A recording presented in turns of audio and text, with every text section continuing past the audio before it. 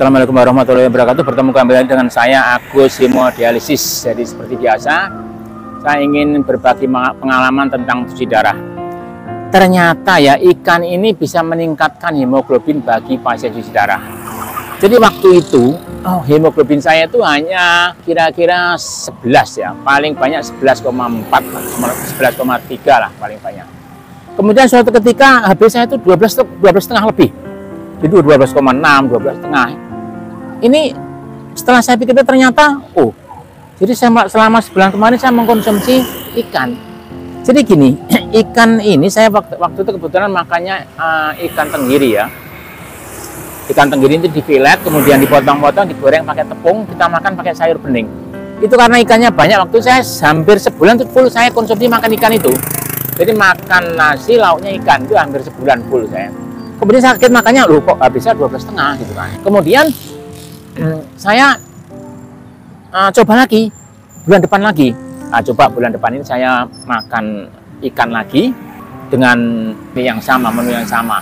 Kebetulan waktu itu saya puasa ya, karena bulan puasa saya penuh bulan puasa 1 bulan. Kemudian dicek HP-nya sama juga, masih nggak turun, tetap 12. Kemudian selain meningkatkan hemoglobin, jadi ikan ini juga bisa meningkatkan daya tahan tubuh. Jadi energik sekali saya makan ikan itu. Jadi kayak nggak ada capek, nggak ada lelah, itu nggak ada lemes. Jadi memang di dalam tubuh kita juga nggak tahu ada reaksi apa, itu juga ikan itu ternyata bermanfaat sekali bagi kesehatan. Namun demikian, sebenarnya gini ya, problemnya pasien cuci darah ini kan tidak semudah itu kita mau makan ya.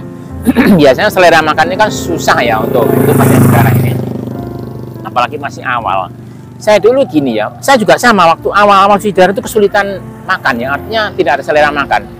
Ternyata ini disebabkan oleh beberapa hal-hal ya, salah satunya gangguan kesehatan yang lain, sakit yang lain. Terutama juga waktu itu saya di lambung ya, di gangguan lambung. Jadi lambung ini sebenarnya juga kuncinya ya, sebenarnya kalau misalnya kita nggak selera makan itu biasanya ada di gangguan lambung. Atau karena ketika kita ada dovolumen di sini belum dipakai Simino, dovolumen ini juga mengakibatkan ada rasa nek ya, sehingga tidak berakibat lambung kita juga nggak selera makan. Oleh karena kita harus perbaiki dulu lambung kita sampai kita punya selera makan. Karena apa? Selagi kita nggak bisa meningkatkan selera makan ya kita sulit mau meningkatkan hemoglobin, karena hemoglobin ini juga berasal dari makanan yang kita konsumsi sehari-hari. Misalnya gini ya, setelah kita perbaiki ya lambung kita, saya dulu gini ya, obat lambung itu kan menurut saya hanya ada 2. Obat lambung ini kan sebenarnya murah sekali ya. Konsumsinya waktu itu saya juga ternyata baru ketemu harus pada saat perut kosong. Jadi malam mau tidur itu, tadi saya misalnya jam 7 atau jam 6 makan malam, jam 9 saya makan, mau tidur saya minum 1, jadi perut kosong. Kemudian pagi-pagi, subuh itu saya minum 1 lagi, perut kosong, itu rutin, baru kita sembuh. Saya waktu itu. Nah, kalau misalnya kita tidak mempan katanya dengan obat itu, dengan obat tablet tadi, ada satu lagi kalau nggak salah sirup ya, sirup agak mahal, tapi namanya kalau nggak salah sirup untuk tukak lambung kalau nggak salah. Nah ini juga kalau nggak mempan itu bisa pakai sirup itu. Namun demikian tetap ini harus ditanyakan ke dokter, apakah boleh minum ini. Jadi tetap dikonsultasikan dengan dokter, tidak serta-merta langsung minum. Tapi menurut saya dulu minum itu cocok, tapi saya tetap tanya juga dokter. Kemudian setelah kita perbaiki lambungnya normal, biasanya kita juga selera makannya tinggi. Nah ini, ketika pasien sudah selera makan tinggi, kadang-kadang kurang terkontrol.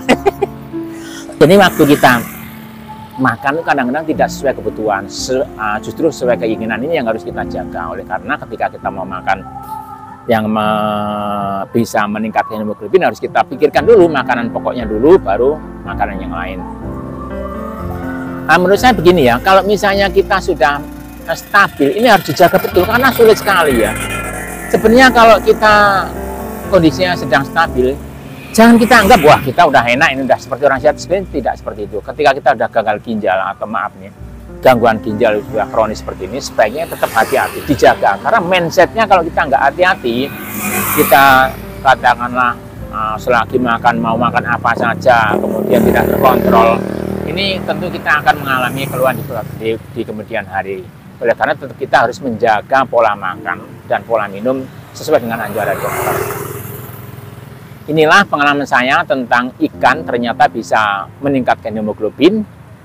Terima kasih telah menonton video saya. Assalamualaikum warahmatullahi wabarakatuh.